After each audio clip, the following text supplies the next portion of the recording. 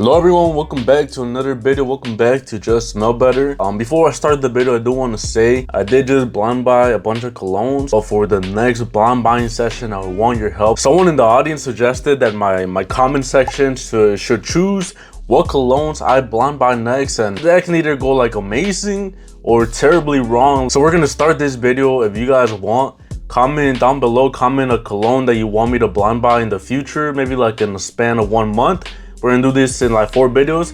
Comment any cologne that you think I should try out, whether it's a cologne that you want a review on, like you really want to know how it smells like, an expensive ass cologne to make me waste my money. Just comment any cologne, I'll put it in like a spinning wheel, choose like random 4 colognes, and you guys control what I buy. So I think that's gonna be a fun idea. Thank you for the comment. So let's get on with the video. These are the 5 colognes out of my entire collection that I would keep for life if I had to get rid of my rest of my collection.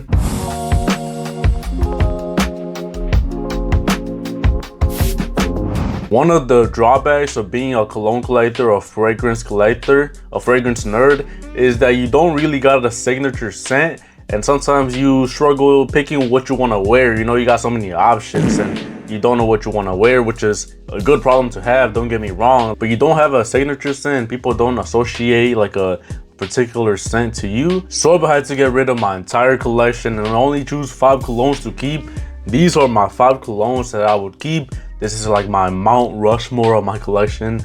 So yeah, let's get on with the video. So we're going to start off with an honorable mention. Now I hate when YouTubers do this because it's basically it's cheating. You know, you're having a 6th spot, but this one, I understand, you'll understand too, because at honorable mention is Parfums of Marley Layton.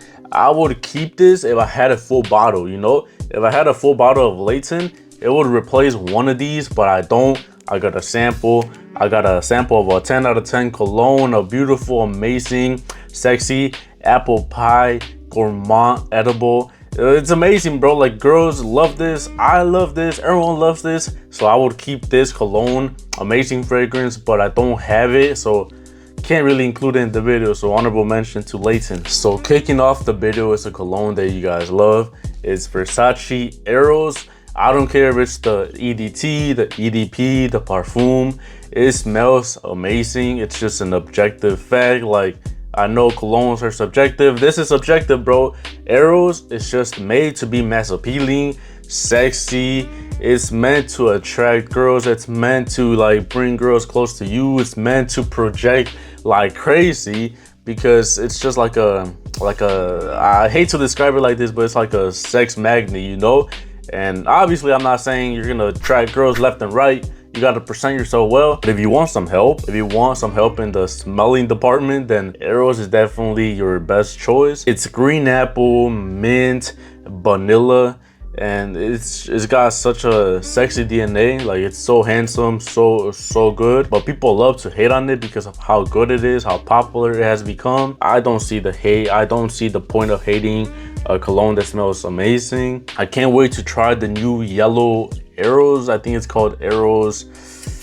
What's it called, bro? I don't know what it's called, but it's fucking yellow. That's all I know. But yeah, the reason this has a place in my list is not only because it was one of my first colognes and it introduced me to a lot of different, you know, different scents, but it plays that role in the collection that I just mentioned, which is being your sexy fragrance. We all need like a sexy fragrance here and there, and it just plays it really well. So it deserves a place in the collection because of the role that it plays, and it just smells like so good. I wouldn't want to get rid of it. That's it. I would not want to get rid of it. The second cologne that I would keep in my entire collection, 20 plus bottles, almost 30 bottles of cologne, it'd be Lattafa Khamrah, which is definitely an interesting choice.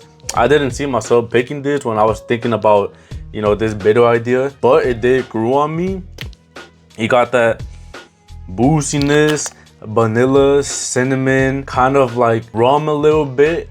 It's dark, warm, and sexy too, which I do see a little pattern here. I did pick colognes that are a little bit, you know, on the sexier side. This one's a little bit less of a date night fragrance because of how, you know, strong it is. It can maybe choke out your date. It's more of a cold weather fragrance. You know, you got maple leaves on you. You're smelling apple pies from your grandma's house and you pull out Lattafa Khamrah to add to that edible feeling, you know. This one also makes you smell edible. It's kind of like I said, gourmand because of that cinnamon and vanilla, which is such a good combination in fragrances, by the way. Like, can we appreciate vanilla and cinnamon and colognes?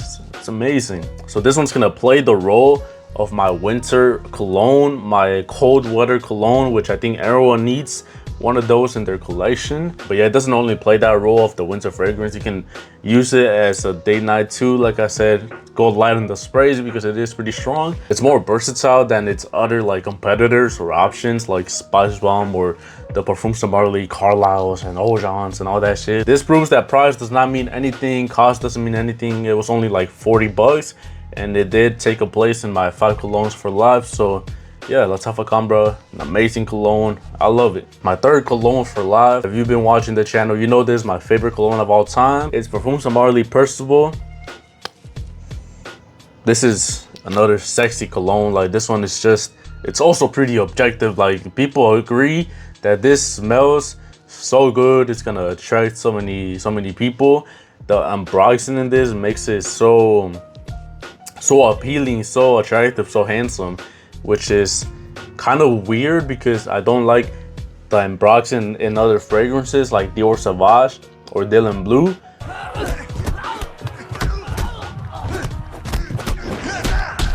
But even those, I can acknowledge that the ambroxan makes it really attractive, you know? If I was a girl and I smelled a guy wearing Dylan Blue, I'd say he'd smell pretty attractive, you know? If I was a girl and I smelled someone wearing Percival, I would just jump into their bed. That's how good it smells. And like I said, it's weird because most of the smell that I get is just ambroxan, which you would think it's a chemical mess. And some people might describe it as that. But I find those chemicals to be really good. And it's mixed with a little bit of woodiness, which I find makes a cologne really attractive, really masculine, which is a good thing. You know, you want to smell like a man.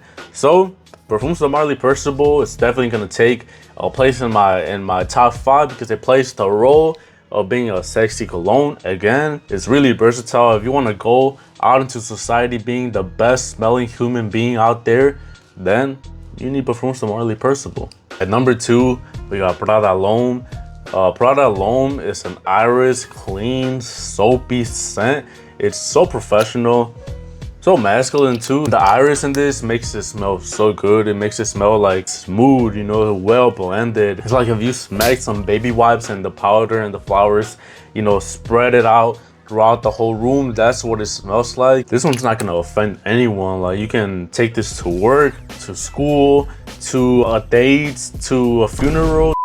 So this one plays the role of the professional, the classy, the versatile scent. If you got a job interview, if you want to impress your girl's parents, I don't know, if you want to impress someone by smelling professional, classy, and clean, then this one's the perfect one for you, and it's the perfect one for me. That's why it's gonna stay in my collection. It's gonna stay in my 5 for life. You know, not everything has to be a sexy date night, but this next one is another sexy date night fragrance. It is Valentino Born in Roma Coral Fantasy. This one has grown on me a lot. I haven't worn it that much, but when I have, it has like, it staked around. It staked around and made a bubble of just tobacco, red apple, warm, dark, almost like a little bit of ambery too, because it's like a warm date night cologne, but it still has that versatility. It still works in the spring, in the summer, in the fall, in the winter. So it's really versatile, not only in the weather but in the occasion. I went out to downtown, just to the mall, like looking for clothes. I bought a new pair of pants. I was just walking around the mall and I took Valentino Coral Fantasy. So it's not only for date nights, you can just wear it anywhere you want.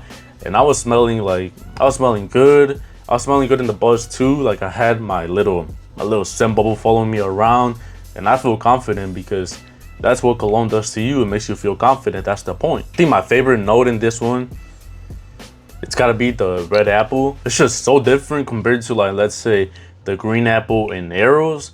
It's weird how different they smell, even though they're both apples, you know, but this one does it way different colognes, way different scents. This one's a little darker. You get that sexy smell from Dolce & Gabbana, the one, but with better performance. So Valentino Born in Roma Coral Fantasy is gonna take the last place in my top 5 colognes for life.